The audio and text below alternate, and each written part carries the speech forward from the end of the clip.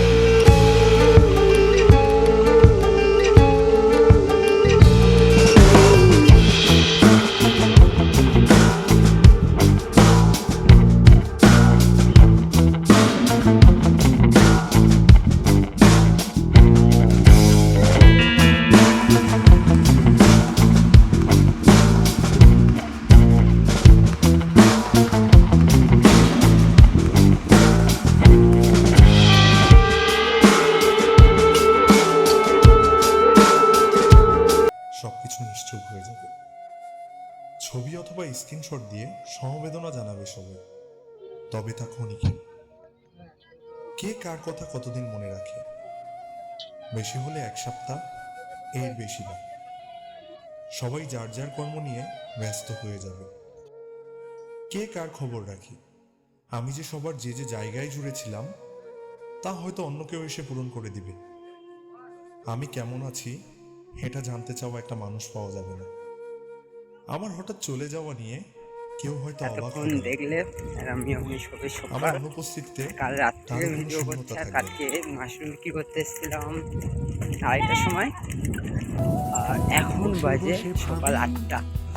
কতটা ব্যাপার বলো তো। আর এখন যাবো সাইকেলে প্রায় 45-1 ঘন্টা। বসে বসে ভাবি আমি সারাদিন কি করে মেটাবো তোমার এই দিন। মনের ঘরে কবে ধীরে ধীরে মনের ঘরে রাস্তাটা প্রচুর রাস্তা। আর ভিডিও সীমার ফোনে অনেক ভিডিও তোলা আছে, বাট আমার ফোনে তোলা নেই। তাই ভালো আমি একটু ব্লগ করতে করতেই যাই। সেই মাশরুম বিক্রি করতে এসেছিলাম, এবার একটু শর্ট ভিডিও একটা করবো।